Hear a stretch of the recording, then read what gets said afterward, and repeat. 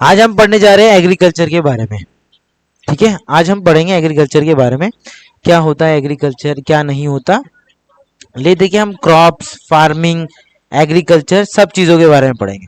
ठीक है, हम चैप्टर का नाम एग्रीकल्चर दे रहे हैं, ठीक है, लेकिन इसमें क्रॉप्स आ रहे हैं, इसमें कैसे क्रॉपिंग की जाती है, कैसे फार्मिंग की जाती है, कितने टाइप के क्रॉप्स होते हैं, कितनी टाइप के फसलें होती हैं, ये सारी बातें हम इसी में सीखेंगे। तो हम चैप्टर यानी टॉपिक का नाम रख लेते हैं एग्रीकल्चर। बाकी जो जो आप क्लास 8th में, 9th में, 10th में हैं, उन सभी के लिए यूज हो जाता है, क्योंकि ये बेसिक होता है। ये तो हम 3rd क्लास में भी चीजें पढ़ते हैं, जो मैं पढ़ाता हूँ। कुछ कुछ चीजें 3rd में होती है, कुछ कुछ 7th में होती है, कुछ 8th में होती है। तो मैं टोटल चीजें पढ़ा रहा हूँ। ठीक है, आप जरा ध्यान से सुनना। एग्रीकल्चर, एग्रीकल्चर बोलूं या इसी को बोलते हैं फार्मिंग। क्या बोलते हैं? फार्मिंग। इंडिया में टोटल 65% जो पॉपुलेशन है, 65% जो पॉपुलेशन है वो फार्मिंग में लगी हुई है। किसमें? फार्मिंग में। यानी अगर मैं बोलूं कि पूरी इंडिया में सबसे ज्यादा लोग क्या काम करते हैं, तो वो है खेती। क्या करते हैं? खेती। पूरी इंडिया में सिर्फ और सिर्फ कितने परसेंट बचे? 35 ना, हाँ 5 और 7, हाँ 35% पॉपुलेशन है जो कि दूसरे काम करते हैं। जैसे हम सब आते हैं, हम सब 35% में आते हैं कि 65 में? 35 में। कुछ लोग दोनों में आते हैं, कुछ लोगों के गांव में खेती होती है और यहाँ पे वो काम करते हैं। सही बात है। तो आप देखोगे ज्यादातर लोगों के पास खेती होती ही है, और गांव में जाके खेती करते ही है। तुम सबके पास भी होगी खेती, तुम्हारे गांव वाले भी खेती करते होंगे, करते ही है, सबके गांव में होता है। तो खेती से तो हर कोई जुड़ा हुआ है, इसीलिए 65% ऑफ पॉपुलेशन क्या है? खेती करती है, फार्मिंग में इन्वॉल्व है, एग्रीकल्चर करती है, खेती बाड़ी करती है। लेकिन हमारे यहाँ जो खेती होती है ना, वो मॉडर्न नहीं होती, वो पुरानी होती है, एंशियंट फार्मिंग होती है। एंशियंट फार्मिंग मतलब जो बाबा दादा चाचा करते हुए आ रहे हैं उसी तरीके से करते हैं, कोई मॉडर्न मेथड कुछ नहीं है। पहले क्या करते थे? धान को ना रोपा जाता है, धान को रोपा जाता है। जैसे पहले तो फेंक दिया जाता है, फिर उसको लाइन से रोपा जाता है। ठीक है, जब उसे रोपा जाता है ना, तो पहले क्या करते थे? पहले जो बाबा के जमाने के थे वो भी हाथ से रोपते थे, आज भी हाथ से रोपते थे। वो रेडियो चला के रोपते थे, आज हम हेडफोन लगा के रोपते हैं। ठीक है, रोपा जाता है। नहीं, दिमाग मत चलाओ, ऐसा नहीं होता। खेत जोत नहीं रहा, धान को रोपते हुए नहीं देखा आपने? धान को रोपा जाता है ताकि उसको लाइन से लगाया जाए। सही बात है कि नहीं? देखा है ना? तो धान रोपा जाता है। यानी हमारे यहाँ जो खेती होता है वो खेती तो होता है, लेकिन कैसा मेथड होता है? ओल्ड मेथड होते हैं, पुराने मेथड होते हैं, जो हमारे दादा परदादा करते हुए आ रहे थे, वही आज भी हम कर रहे हैं। ठीक है, कोई मॉडर्न मेथड यूज ही नहीं करते, जिसकी वजह से हमारी जो खेती होती है वो ज्यादा अच्छी, ज्यादा बड़े पैमाने पे नहीं होती। क्यों? क्योंकि हम ना खेती करते हैं सिर्फ अपना पेट भरने के लिए। किस लिए? पेट भरने के लिए। आप गांव में तुम्हारे जितनी खेती होती है वो पेट भरने के लिए होती है। किस लिए होती है? पेट भरने के लिए। आप खेती कर रहे हो क्यों? क्योंकि साल भर आप अनाज खा सको, और वो थोड़ा ज्यादा अनाज होता है तो आप बेचते हो। ऐसा नहीं कि आप पूरा ले जाके बेच देते हो, ना, नहीं, वो खाने के लिए ही करते हैं। क्या होता है? हाँ, खाने के लिए ही वो खेती की जाती है।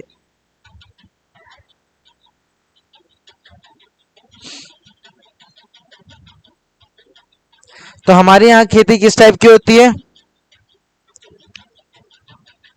ओल्ड मेथड से कि न्यू मेथड से? मॉडर्न मेथड्स नहीं यूज करते, ओल्ड मेथड्स यूज करते हैं। अभी भी कहीं बैल ही चल रहा है, बैल चल रहा है। उतना एडवांस आज के डेट में इतनी सारी मशीनें आ गई हैं, लेकिन फिर भी उनका यूज नहीं किए जाते, पुराने मेथड किए जा रहे। एक छोटा सा जमीन है, उसमें 4-5 लोग लगे हैं गधा मजदूरी करने में। अरे एक कहीं से मॉडर्न मेथड लो, उससे जल्दी काम होगा और आप कहीं और जाके काम करो, जिससे क्या होगा, आपके घर में ज्यादा पैसे आएंगे, खेती भी अच्छी होगी। तो यहाँ पे ज्यादातर हम जो खेती करते हैं वो किस लिए करते हैं? अपना पेट भरने के लिए। क्या? पेट भरने के लिए। जो हम खेती करते हैं उस खेती को बोलते हैं सबसिस्टेंस फार्मिंग। क्या? Subsistence farming. Subsistence farming. Types of farming. Types of farming, देखो टाइप्स ऑफ फार्मिंग अगर आप कहीं पे देखो, कई तरीके से होती है, बहुत सारी होती है टाइप्स ऑफ फार्मिंग। कहीं मिक्स फार्मिंग है, क्रॉप फार्मिंग है, कल्टीवेशन फार्मिंग है, शिफ्टिंग बहुत सारी है। लेकिन इंडिया में जो मेनली जो इंडिया में होती है हम वो पढ़ेंगे। जो यहाँ होती ही नहीं तो वो हम करके क्या करेंगे? जैसे एक ट्रक फार्मिंग होती है। क्या होती है? ट्रक फार्मिंग होती नहीं यहाँ, तो उसको पढ़ा के कोई मतलब है नहीं। तो हम उन फार्मिंग्स को पढ़ेंगे जो इंडिया में होती है। ठीक है? तो आप कभी अगर गूगल पे जाते तो गूगल को नहीं पता कि आपको क्या देना है क्या नहीं, आपको सब कुछ दे देगा। बोलेगा फार्मिंग बताओ तो आपको बोल देगा ये फार्मिंग वो फार्मिंग, और एक फार्मिंग के कई ज्यादा नाम होते हैं। तो आपको जो मैं पढ़ा रहा हूँ बस उतने ही फार्मिंग होते हैं। ठीक है? सबसे पहला क्या है? Subsistence farming. सबसिस्टेंस फार्मिंग का मतलब होता है पेट के लिए फार्मिंग करना है बस। पेट भरा, खेती खत्म, और कोई काम नहीं है। खेती किस मकसद से की जा रही है? पेट भरने के लिए। चावल क्यों उगाते हैं लोग? भाई खुद के खाने के लिए।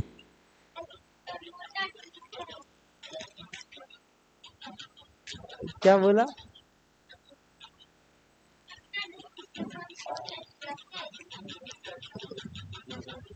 जोर।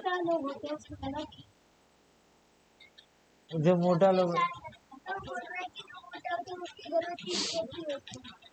अब जब आपके पास एक तो देखो, यहाँ पे हमारे इंडिया में खेती करने का क्या है सिस्टम, कि हमारे यहाँ पे जमीन कम है, उसी में सारा चीजें उगानी है ना? तो सबसे पहले सबसिस्टेंस फार्मिंग, इसका मतलब क्या है? पेट के लिए करना है, सिर्फ खुद के लिए करना है। क्या? खुद के लिए। दूसरों को खिलाने के लिए नहीं हो रहा फार्मिंग, खुद के लिए हो रहा है। जब खुद के लिए करते हो तो इसके साथ ही दूसरी फार्मिंग मेथड भी आती है, वो होता है हमारा, अरे, इंटेंसिव फार्मिंग। इंटेंसिव फार्मिंग, जिसे हम मल्टीपल क्रॉपिंग भी बोलते हैं।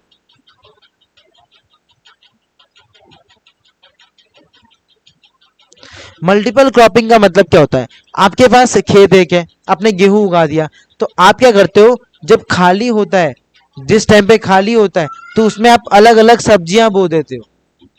होते हो कुछ एरिया में टमाटर, कुछ एरिया में मिर्च, कुछ एरिया में कोई नींबू गाड़ देता है, कोई लहसुन की खेती कर देता है। हाँ, तो छोटा खेत में भी तो होता है, कोई बैगन बो देता है, मिर्ची बो देता है, और क्या बोलते हैं, लहसुन भी तो होता है, अदरक भी होता है।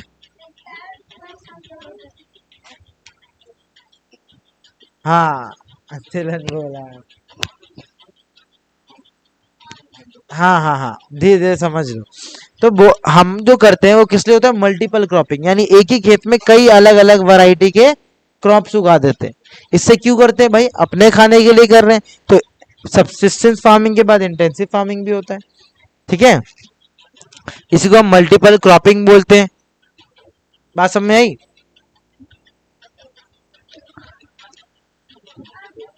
इसके अलावा भी होता है मिक्स फार्मिंग होता है। क्या होता है?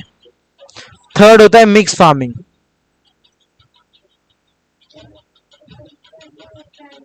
मिक्स फार्मिंग जो है ना, आज के मॉडर्न मेथड में आता है। मिक्स फार्मिंग में क्या करते हो आप? सिर्फ खेती नहीं करते, बल्कि आप कुछ एनिमल्स भी रखते हो। क्या रखते हो? एनिमल्स, जैसे गाय रख लिया, किसी ने बकरी पाल लिया, किसी ने मछली पाल लिया, किसी ने मुर्गी पाल लिया। है? उसी को बोलते हैं मिक्स फार्मिंग। मिक्स फार्मिंग में क्या करते हो आप? खेती के साथ साथ कोई दूसरा जानवर भी पालते हो।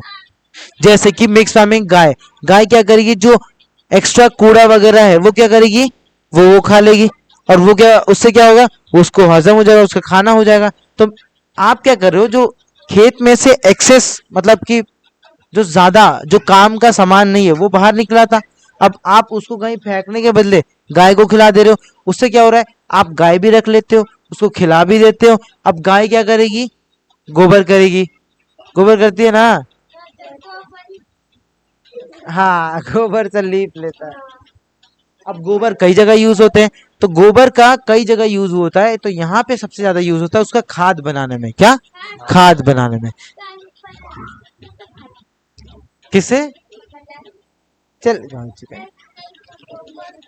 गोबर से खाद बनता है। कैसे बनता है पता है, उसमें क्या करते हैं, जैसे मान लेते हैं गोबर है, उस गोबर के अंदर राजवीर को डाल देंगे। देखो जो गोबर होता है, गोबर को ना पहले ठंडा किया जाता है। क्या करते हैं, ठंडा किया जाता है। इसमें मीथेन गैस होता है। क्या होता है, मीथेन गैस होता है। ठीक है, मीथेन गैस होता है गोबर में, जो कि बहुत ज्यादा हीट प्रोड्यूस करता है। तो इसको ना, इसके ऊपर पानी डाला जाता है ताकि कुछ दिन तक खुला छोड़ दिया जाता है। उसके बाद इसमें अर्थवॉर्म छोड़े जाते हैं। क्या छोड़े जाते हैं, अर्थवॉर्म। अर्थवॉर्म केचुए होते हैं, केचुए जानते हो। हाँ ऐसा होता है, मिट्टी के अंदर होता है। ठीक है, गोरे गोरे केचुए होते हैं, वो उसके अंदर डाल देते हैं। जिससे क्या करते हैं कि वो क्या करते हैं, इस काउडंग को खा लेते हैं। काउडंग यानी इस गोबर, इस काउडंग वेस्ट को खाते हैं, और फिर वो अपना वेस्ट निकालते हैं। और उनका जो वेस्ट होता है वो एक तरीके से मैन्योर के काम आता है। क्या, मैन्योर यानी खाद बन जाता है। क्या बन जाता है, खाद। ऐसे खाद को हम वर्मी कंपोस्ट बोलते हैं। ठीक है, तो मैन्योर कैसे बनता है, इसी अर्थवॉर्म से बनता है। अच्छा, ये अर्थवॉर्म कहाँ से मंगाया जाता है पता है, ऑस्ट्रेलिया से। इंडियन वाले अर्थवॉर्म बहुत दिक्कत करते हैं, इस पूरे गोबर को खा के लिपट लेंगे कहीं और, तो गोबर भी गया, सब गया, कोई काम का होता नहीं। तो इंडियन जो होते हैं ना, उतने मोटे मोटे बड़े बड़े होते हैं, ये छोटे होते हैं। ठीक है, और इन्हें हर थोड़ी थोड़ी देर में पानी डालना पड़ता है ताकि ये मरे ना, क्योंकि ठंडा रहे, क्योंकि मीथेन गैस से वरना सारे केचुए मर जाएंगे। सही बात। तो गोबर से कैसे मैन्योर बन रहा है, कैसे खाद बन रहा है, तो गोबर को कोई खा रहा है। कौन, अर्थवर्म, केचुए खा रहे हैं। और केचुए जब खाते हैं तो वो अपना वेस्ट निकालेंगे, उनका जो वेस्ट निकला है ना, उसी को मैन्योर बोला जा रहा है। तो इसमें 2-3 लाख डाल दो, 2-3 लाख तो डाल दोगे आराम से, इतने से होते हैं, तो 2-3 लाख डाल दो, आराम से हो जाएंगे सारे, आराम से कंपोस्ट बन जाता है। तो ऐसे कंपोस्ट को वर्मी कंपोस्ट बोलते हैं। तो आप इसमें क्या देख रहे हो, मिक्स फार्मिंग देखा। मिक्स फार्मिंग कैसा होता है, जिसमें आप कुछ ना कुछ कोई एनिमल भी आप रखते हो। ठीक है, मछली भी रख सकते हो। तो मछली का जो पानी होता है ना, वो बहुत अच्छा होता है। ठीक है, क्योंकि मछली उसमें खाती है और अपना वेस्ट करती है, तो मछली का जो वेस्ट होता है उसमें नाइट्रोजन होता है, और पेड़ पौधों को नाइट्रोजन जरूरी होता है। तो पानी में नाइट्रोजन है। अब क्या, मछली पाला है आपने, तो मछली पाला तो जो पानी है वो खेत में डाल दो, काम आ गया। तो इसीलिए मिक्स फार्मिंग की जाती है। ठीक है, मिक्स फार्मिंग का सबसे एडवांस है आज के डेट में। इसके आगे नेक्स्ट, पहले बताओ इतना समझ में आया, कोई डाउट है।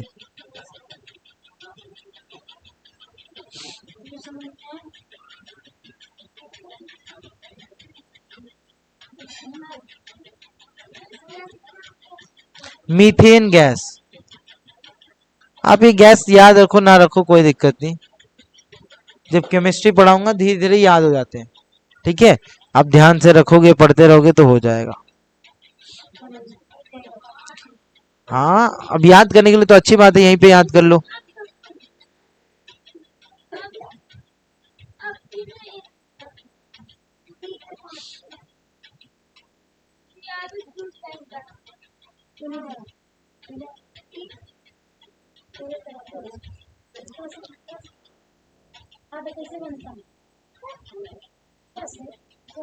और ये खाद ज्यादा अच्छा है कि नहीं, क्यों,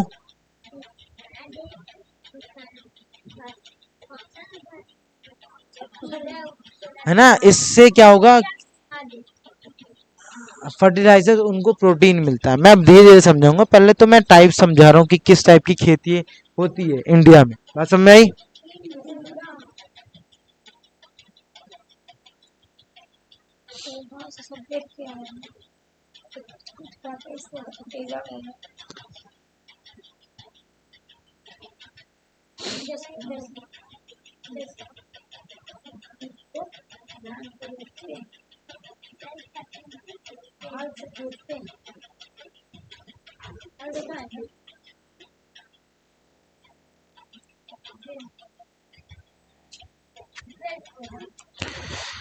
ठीक है।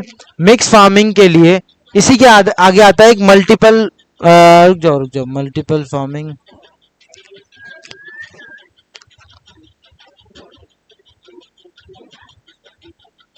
मल्टीपल फार्मिंग भी होता है एक, मल्टीपल क्रॉपिंग वो होता है। रुको रुको रुको,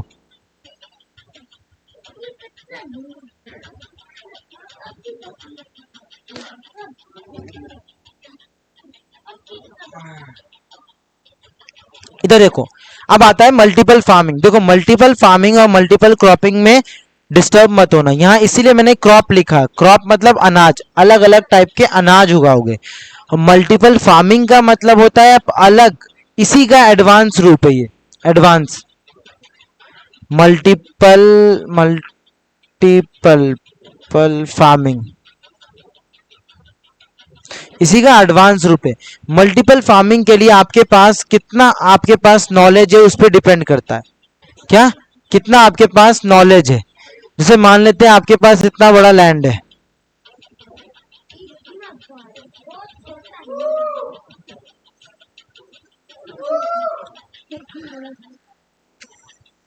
इतना बड़ा लैंड है, ठीक है। अब इस लैंड में आपने कुछ उगाया है, तो मल्टीपल फार्मिंग में क्या होता है, कोई एक चीज नहीं करते, कई सारी चीजें, इंटीग्रेटेड फार्मिंग भी इसे बोलते हैं, एक तरीके से नाम है इंटीग्रेटेड फार्मिंग। आप नाम पे ज्यादा मत ध्यान दो, आप पहले चीजों को समझो। इस फार्मिंग में क्या होता है कि इस पूरी जगह आप कुछ उगाया, मान लेते हैं धान उगाया, गेहूं उगाया, अबे चुप रहे,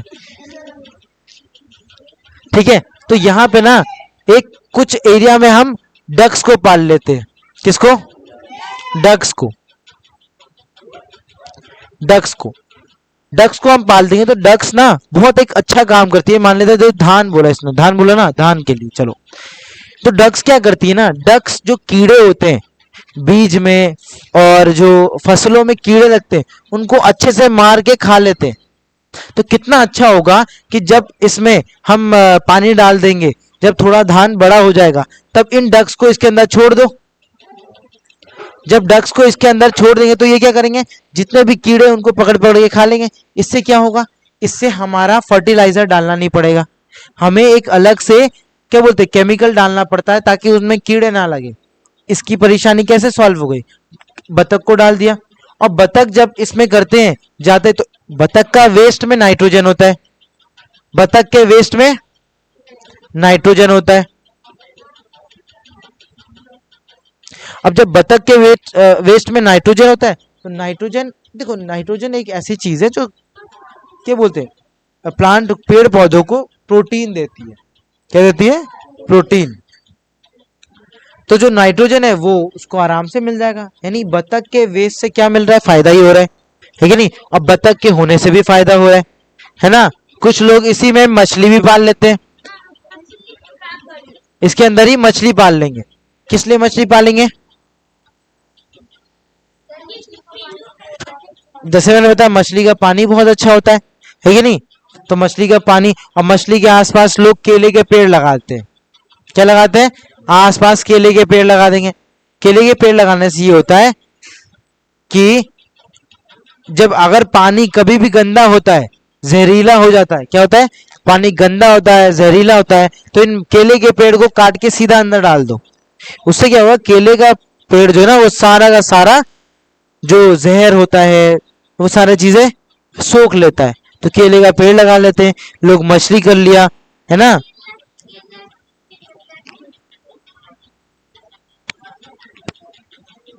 ठीक है। जो यहाँ डक्स होते हैं, डक्स कौन से डक्स यूज किए जाते हैं, व्हाइट वाले नहीं, ब्राउन, जिसे हम बोलते हैं खाकी कैम्बल, खाकी कैम्बल बोलते हैं। क्या बोलते हैं, खाकी कैम्बल। खाकी कैम्बल ब्राउन वाले डक्स होते हैं, आपने देखे हैं कहीं ब्राउन डक्स, डक।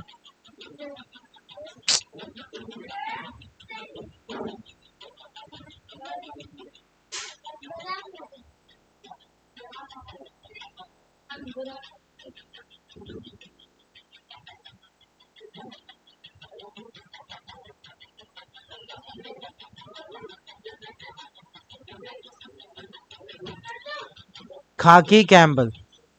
अरे यार इंटरनेट नहीं है।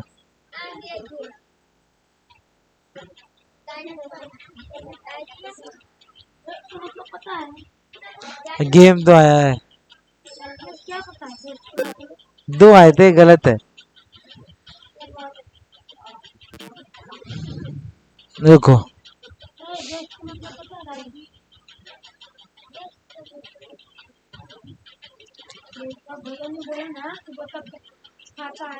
ये है खाकी कैम्बल, ठीक है, ये है खाकी कैम्बल, दिख रहा है आपको? ये है खाकी कैम्बल। ये बतख यूज किए जाते हैं इंटीग्रेटेड फार्मिंग के लिए। तो इंटीग्रेटेड फार्मिंग के लिए आपके पास कितना अच्छा नॉलेज है उतना जरूरी है। इन इन बतख को पालने में एक ही दिक्कत आती है कि इनकी आंखें, प्लेग एक बीमारी होती है जिसकी वजह से ये इनकी आंखें खराब हो जाती है। तो उसके लिए और कुछ नहीं, चूना जो है ना वो छिड़कना पड़ता है। तो चूना छिड़क दो, ये ठीक हो जाएगा। समझ बात? तो ले देखिए, ये टाइप की फार्मिंग होती है। मल्टीपल क्रॉपिंग या इंटीग्रेटेड फार्मिंग बहुत ज्यादा फेमस है, लेकिन उसके लिए बहुत बड़ा जमीन चाहिए। और यहाँ पे इंडिया में लैंड का सेटलमेंट अभी ढंग से हुआ ही नहीं है। किसी के पास कम है, किसी के पास बहुत ज्यादा। आज छोटा छोटा छोटा छोटा सबके पास है। अगर सब मिलके कर देते हो, इसके पास बहुत सारी जमीन है, लेकिन इसके गांव वाले सारे घोंचू है, आधा कुछ नहीं, जमीन लेके बैठे रहते हैं।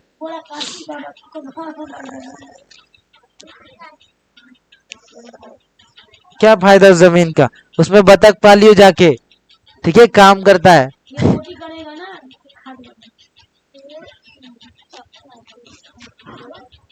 नहीं, गोबर से नहीं बनता।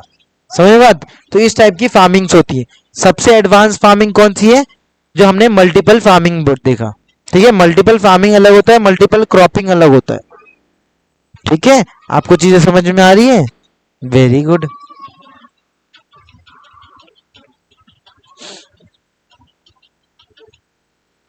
तो हमारे पास चार टाइप की फार्मिंग है। क्या इतने टाइप की फार्मिंग्स होती है? तो आंसर है नहीं, लेकिन हम इतने टाइप के ही पढ़ेंगे, ठीक है। हमने कौन सी देखा? Subsistence farming. क्या है सबसिस्टेंस फार्मिंग? इसको बोलते हैं जीवन निर्वाहन कृषि। जीवन निर्वाहन मतलब जीने के लिए बस खेती करेंगे, इसको बोलते हैं जीवन निर्वाहन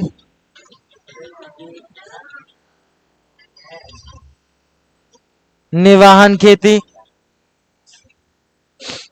इसको बोलते हैं मिश्रित खेती। खेती मिश्रित है,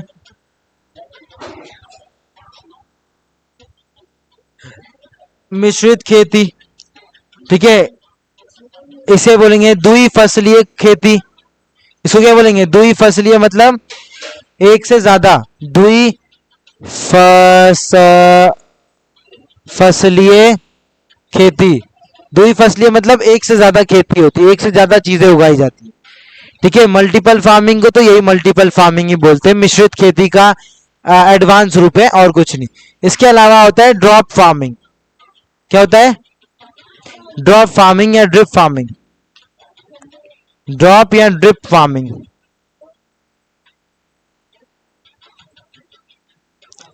ड्रॉप फार्मिंग और ड्रिप फार्मिंग है क्या? ये एक इरिगेशन सिस्टम है जिसमें हम ड्रॉप फार्मिंग और ड्रिप फार्मिंग इंडिया में यूज करते हैं। मैंने फिर बोल रहा हूँ, ये सारे जो फार्मिंग है वो इंडिया में होते हैं, इसीलिए मैं इन्हें पढ़ा रहा हूँ। बात समझ में आई? तो ड्रॉप फार्मिंग कैसी होती है? तो मान लेते हैं ये खेत है, ठीक है। तो इसमें ना पतले पतले पाइप्स बिछा दिए जाते हैं, ठीक है। और इन पाइप्स को सबको एक से कनेक्ट की जाती है, एक लंबे पाइप से कनेक्ट कर दी जाती है, और वो पाइप एक टैंक से कनेक्ट कर देते हैं, जिससे कि इसको खोलेंगे ना और इसमें एक एक छेद कर देते हैं। जैसे अगर ये टैंक है ना,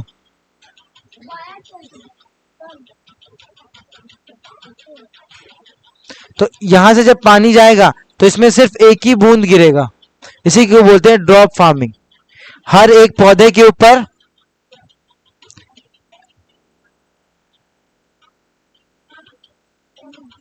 हाँ, एक ही बूंद, एक एक करके बूंद गिरेगा। इससे क्या होता है, पानी की काफी बचत हो जाती है। एक एक बूंद गिरेगा और हर सेकंड में एक एक बूंद, एक एक बूंद। इससे क्या होगा, जहां पे कम फार्मिंग होती है, जहां पे ड्राई फार्मिंग होती है, ड्राई फार्मिंग का मतलब है जहां पे सूखी खेती होती है, यानी जहां पे पानी कम यू होता है, तो वहां पे ड्रिप फार्मिंग बहुत ज्यादा होता है। ठीक है, और कुछ नहीं है, पतले पतले पाइप्स होते हैं, जैसे आपने केबल के तार देखे, ऐसे ही होते हैं। अब इस, हाँ, इसमें छेद होते हैं, वो गिरते रहते हैं हर घड़ी घड़ी घड़ी, थोड़ा थोड़ा थोड़ा थोड़ा थोड़ा गिरते रहते हैं रेगुलर इंटरवल्स पे। ठीक है, तो ये ड्रिप फार्मिंग काफी ज्यादा हेल्पफुल होता है। आप समझ में आ रहा है कि बात नहीं? हाँ,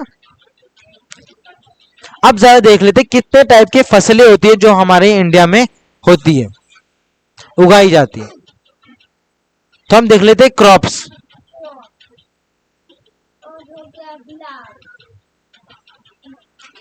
टाइप्स ऑफ क्रॉप्स, ये व्हाइट है कि ग्रे दिखता है आपको? व्हाइट ही है ना, मेरे को कभी ग्रे दिखता है। टाइप्स ऑफ क्रॉप्स, तीन टाइप के क्रॉप्स होते हैं। सबसे पहला रबी क्रॉप्स, दूसरा खरीफ क्रॉप, और तीसरा जैद क्रॉप्स।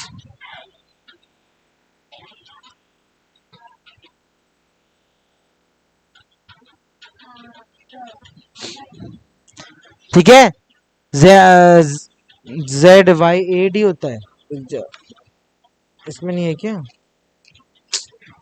बच्चे की बुक है किसी। चलो, जैद की स्पेलिंग क्या होती है यार?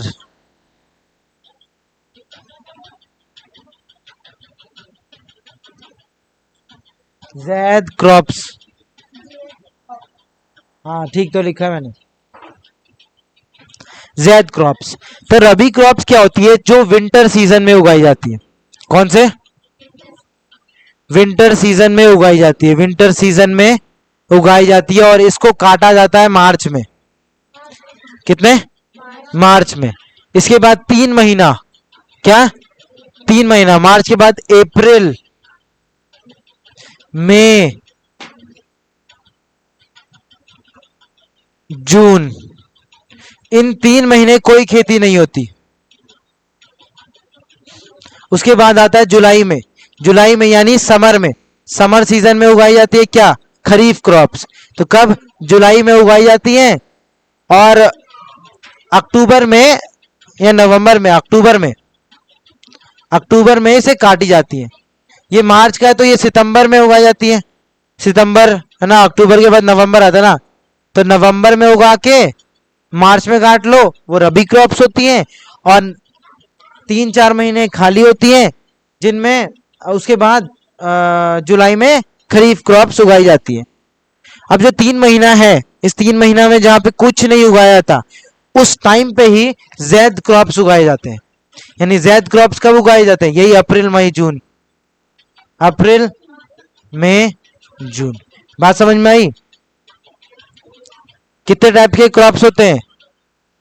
तो आप खरीफ क्रॉप से याद करो, खरीफ क्रॉप, रबी क्रॉप्स, जैद क्रॉप्स। खरीफ कब शुरू होता है? तो जुलाई में, जुलाई में इसे बोया जाता है, जुलाई में बोएंगे। कब निकालेंगे? अक्टूबर में।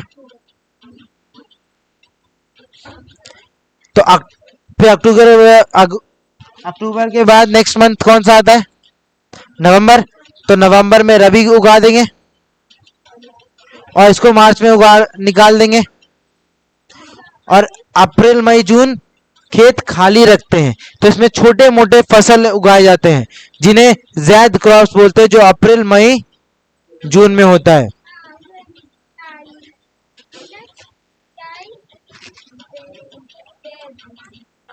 नहीं नहीं नहीं, मिर्चाई बैगन नहीं, वो तो जिनके पास छोटे खेत होते हैं वो उगाते हैं। ठीक है, फिलहाल देखो, खरीफ यानी ये कब के लिए? ये समर सीजन में आता है ना। ये कौन से सीजन में होता है? विंटर में। और ये किस में आता है? आप ऑटम बोल सकते हो, ऑटम बोल दो, ले देखिए गर्मी तो होती है, ऑटम सीजन बोल दो आप। अब बताओ गर्मियों में क्या उगाएंगे कि ठंड में खाएंगे? तो आपको पता है अक्टूबर नवंबर अक्टूबर के टाइम पे आप क्या क्या खाने को मिलता है, बाहर देख लो। तो आपको भुट्टा मिलता है, बरसात का मौसम होता है तो भुट्टा किस टाइप का क्रॉप्स है, खरीफ क्रॉप, तो मेज आ गया इसमें। ठीक है। सर्दी में क्या उगाया जाता है, धान, है ना। धान को क्या बोलते हैं, कोई बता सकता है?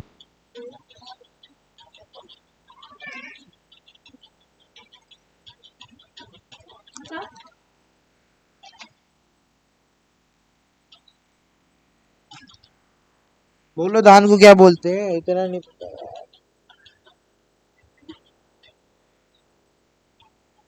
हाँ, क्या? मेज नहीं, मेज। अरे मेज तो हो ही गया, क्या कर रही है, मेज तो हो गया, ठीक से बोल।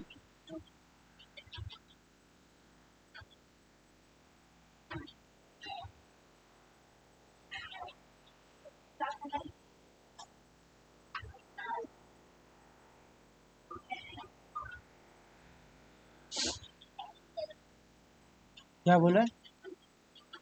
हाँ, तो मस्टर्ड भी होता है, सरसों, सरसों भी तो उगाते हैं, तो मस्टर्ड बोल दो आप। और बोलो। मटर।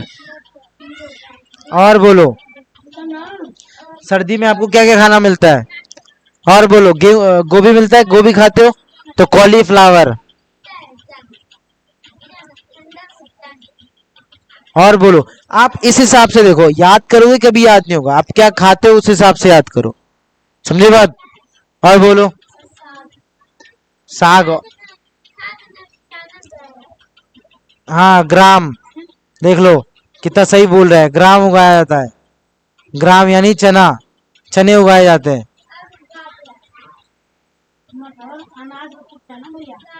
अनाज, अनाज बोला है, ठीक है। अनाज बोलो, सब्जी मत बोलो। और बोलो।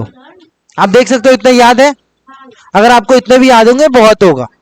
इसके अलावा भी होते हैं, जैसे वीट हो गया, वीट यानी गेहूं, गेहूं इसमें ही उगाए जाते हैं। आप देखोगे ठंड में ज्यादातर लोग क्या खाते हैं, रोटी खाते हैं ज्यादा, रोटी बढ़ जाती है, सब गरम गरम रोटी खाते हैं। ठीक बात, ठीक बात।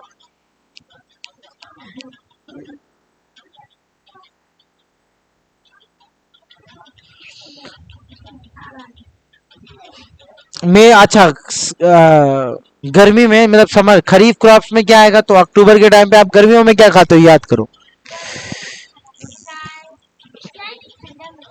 चाय खाता है तू? चाय मत बोलो, चाय अलग कैटेगरी में आता है। अनाज। राइस हो गया, हाँ राइस बोल दो। और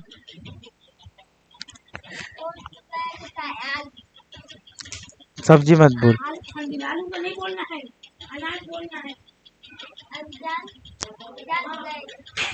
दाल उगाए जाते हैं, ठीक है। और बोलो। कई सारी चीजें होती है, मिलेट्स हो गए, दाल हो गए, वो आपको यही मिलते हैं। सोयाबीन हो गया, ठीक है। तो ये आप इस हिसाब से अंदाजा लगाते हो कि क्या होता है क्या नहीं। आपको दो या तीन लिखने के लिए आते हैं, आप याद कर लेना। याद क्या करना है, आप सोच लेना है, ठीक है। अब आते हैं 3 महीना, अप्रैल मई जून, जब जैद क्रॉप्स को उगाए जाते हैं। जैद क्रॉप्स में क्या उगाए जाते हैं पता है? जब 3 महीना खाली रहता है खेत, तो इसमें हल्की फुल्की चीजें जैसे कि करेला, करेला को बोलते हैं bitter ground, bitter ground, bitter ground उगाया जाता है। Watermelon, watermelon. अबे चुप रहे, नहीं, केला नहीं उगाया जाता, नहीं, नहीं। इस टाइम पे जितनी भी पानी वाली चीजें हैं जो गर्मी के टाइम आप खाते हो, जून जुलाई में, अभी क्या खा रहे हो, क्या खाने को मिल रहा है, कौन सा महीना चल रहा है, अप्रैल। अप्रैल किस में गया है, इसमें। तो आम मिला है अभी। अबे आम, बे पागल, आम खेत में उगाते हैं, पेड़ में होता है ना, उसका नहीं, क्रॉप की बात करिए। वहीं रख दो। हाँ, ककड़ी, जैसे कुकुम्बर, मन तो करता मारू पकड़ के। जब मैंने मना कर दिया केला तो केला, इसको हटाओ यार। केला तो हमेशा होता है ना। अभी चुपचाप सुन। आधी चीजें पता है आधे नहीं। चलो, बिटर ग्राउंड, वाटरमेलन, कुकुम्बर, और बोलो, और बोलो, और मेलन। ये सारी चीजें क्या है? मेलन, खरबूजा, ये सब इसी में उगाए जाते हैं, समझ में आत? तो खरबूजा, तरबूजा, ये सब क्या है? जैद क्रॉप्स है, जैद फसलें हैं। कैसी फसलें हैं? जैद फसलें। ठीक है। तो कोई ये बता सकता है कि गन्ना, गन्ना कब उगाया जाता है? गन्ना को उगने में 10 महीने लगते हैं। तो वो किस में आएगा? सब में ही आ जाएगा। तो गन्ना इनमें आता ही नहीं। गन्ना एक अलग क्रॉप में गिना जाता है। गन्ना को उगाने का मेन मकसद क्या है? पेट भरना। पेट भरोगे? एक गन्ना लेके कब तक छिलोगे? 2 दिन छिलोगे, उसके बाद मुंह हाथ मुंह कट जाएगा, समझ में आ जाएगा एक बार में।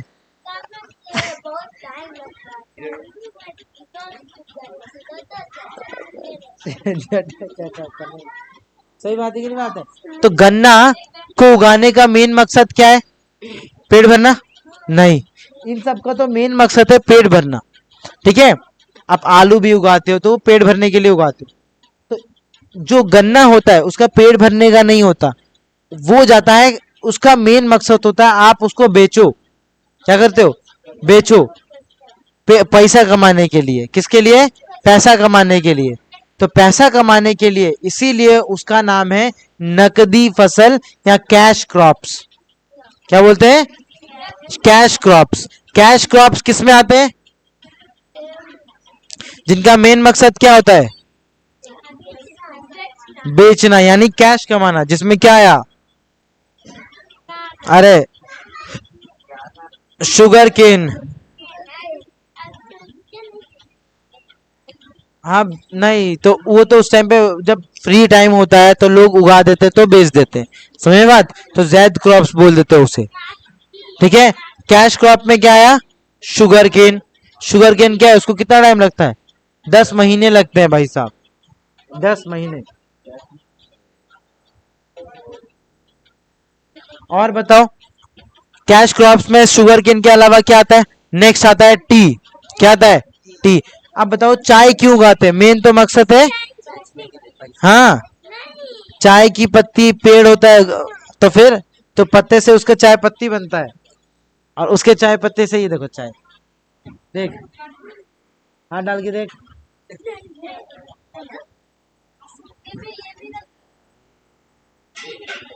सबसे ज्यादा जो प्रोडक्शन होता है चाय का वो होता है श्रीलंका में। सबसे ज्यादा खेती कहाँ होती है चाय की? श्रीलंका में। और सबसे ज्यादा चाय पीते कहाँ है? इंडिया में। तो इंडिया सबसे बड़ा कंजम्पशन है, सबसे बड़ा कंजम्पशन मार्केट है। कंजम्पशन मार्केट का मतलब होता है सबसे ज्यादा यहाँ पे चाय की कंजम्पशन होता है। कंजम्पशन का मतलब होता है हिंदी में पिया जाता है, खाया जाता है, यूज किया जाता है, इस्तेमाल किया जाता है। और लेकिन श्रीलंका वाले जितना उगाते हैं सब बेच देते हैं, और हम जितना आता है उतना। और हमारे यहाँ की चाय की जो वैरायटी है वो ज्यादा अच्छी नहीं है, हमारे यहाँ बेकार क्वालिटी की है। श्रीलंका वाली अच्छी क्वालिटी की होती है। ठीक है। हम चाय पी लेते हैं नॉर्मल, हमें आदत है पेट भरने का, दिन भर पीते रहो। किसी किसी को 3 टाइम 4 टाइम चाय पीता है। हाँ, ये बोला है हमारे यहाँ पे एक नाना है, वो 3 बार आके हमारे घर में आके चाय पी लेंगे। अपने घर चाय पियेंगे 3 बार, और इधर भी हमारे घर 3 बार, 6 बार चाय पियेंगे।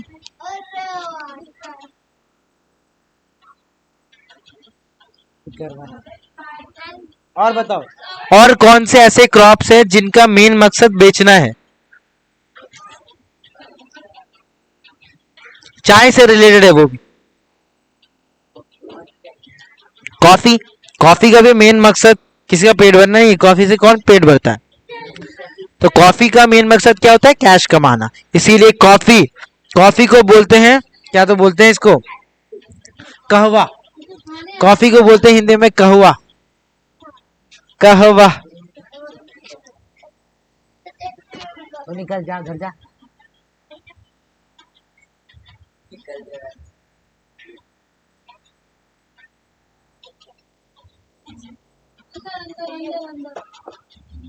क्या होता है? कॉफी। चाय में क्या करते हैं? अच्छा, चाय के जो देखो, जो चाय होता है, चाय का जहाँ पे खेती होता है, जो चाय का पौधा होता है, किसके, उसके कौन से पार्ट से चाय पत्ती बनती है? तो चाय के पत्ती से ही चाय पत्ती बनती है, उसी पे तो नाम हुआ है। जो पत्ता होता है चाय का, उसी से चाय पत्ती बनती है। नेक्स्ट आता है कॉफी। क्या आता है? कॉफी। कॉफी भी एक कैसा क्रॉप है? कैश क्रॉप, जिसका मेन मकसद क्या है? पैसा कमाना, मतलब उसे बेचना है। ले देखिए, ये पैसा कमाने का मतलब यही होता है। जो चाय है, चाय को लोग पीते पीते हैं, तो चाय में क्या होता है? थीन होता है। क्या होता है? थीन, जो कि थकान को भगाता है। किसको? थकान को। जैसे मैंने चाय पिया, चाय में क्या था? थीन था। चाय पीने से क्या होता है? थकान भाग जाता है। जब आप थक जाते हो ना, तो चाय पीते हैं लोग। आप देखते होंगे कि जितने लोग मजदूरी करते हो, चाय जरूर पीते हैं। कोई कॉफी पीता है? नहीं पीता। कॉफी कौन पीता है, जरा बताओ मुझे।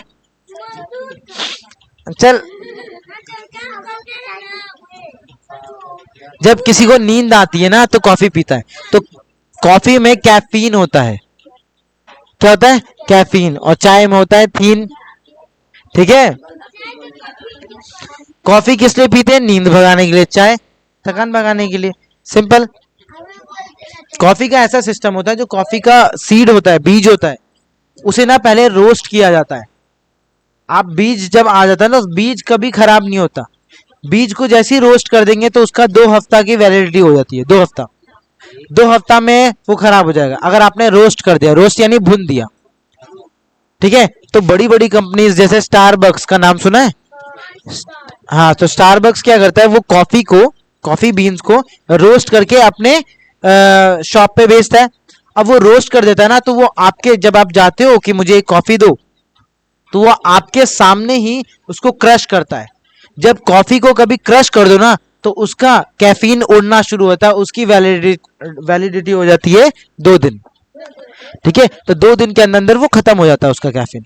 तो इसीलिए जब भी वहां जाओगे, तो एकदम 100% कैफीन मिलेगा।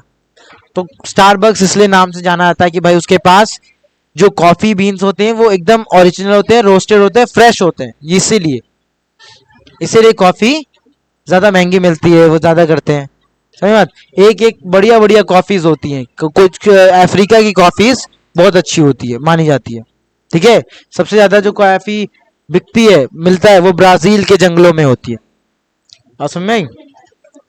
तो आपने कैश क्रॉप्स देख लिया। कितने टाइप्स के क्रॉप्स थे ये?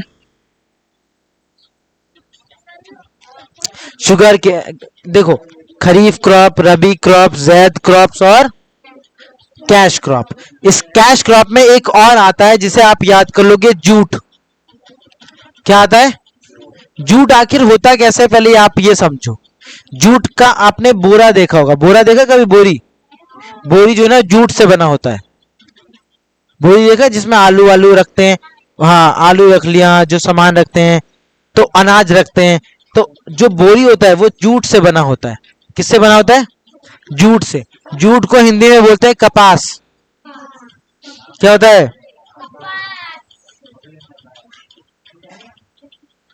कपास, पता है ना? इसको क्या करते हैं? जूट जो होता है, वो उसके मेनली स्टेम से होता है। जैसे अगर मैं बोलूँ ये पेड़ है, पौधा है, तो ये सब तो टहनियां होती हैं। तो ये जो स्टेम है ना, ये स्टेम इससे होता है।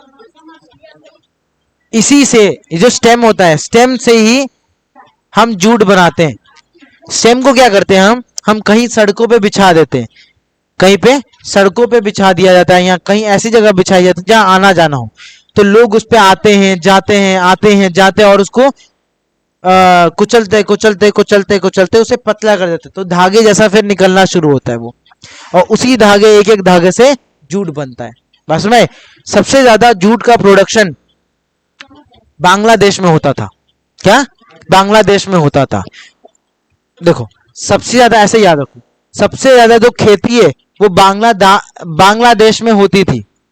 और सबसे ज्यादा जो जूट बनता था, वो इंडिया में बनता था। ऐसा क्यों? क्योंकि पहले बांग्लादेश इंडिया का हिस्सा था, और जब अलग हुआ ना, तो खेत चला गया बांग्लादेश के पास, फैक्ट्री रह गई हमारे पास।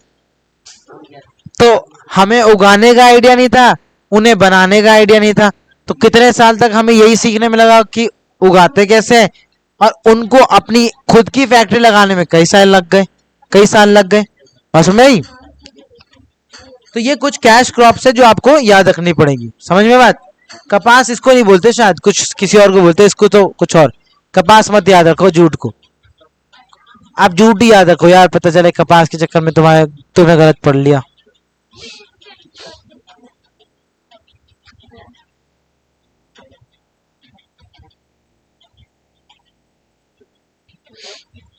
नेक्स्ट आता है, इसी में होता है कॉटन। क्या आता है? कॉटन। कॉटन जो होता है ये भी हम कैश क्रॉप्स की तरह होते हैं, ये बीज की तरह होता है। कैसा होता है? बीज की तरह, जो कि सूरज गर्मी हीट के बाद ये फटना चाहिए। अगर ये फटेगा नहीं तब तक रुई नहीं निकलेगा, और अगर फटा नहीं ना तो क्या होगा, अंदर कपड़े जैसा, जैसे गोल से कपड़ा कैसे टाइट हो जाता है वैसे टाइट सा रहता है। तो इसको जरूरी है धूप दिखाना, इसको ब्लैक सॉइल चाहिए होता है। ठीक है, तो ये कुछ क्रॉप्स है जो कि आज आप इन चीजों के बारे में समझो, देखो, इन चीजों के बारे में आप लिख के आओ, कितने टाइप के फार्मिंग होते हैं, कितने टाइप के क्रॉप्स होते हैं। बात समझ आई? किसी को कुछ पूछना है?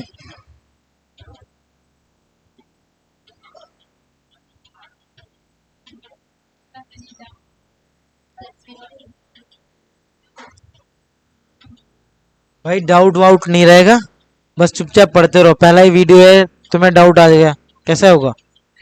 ठीक है, तो इसके आगे का हम कल पढ़ेंगे। ठीक है।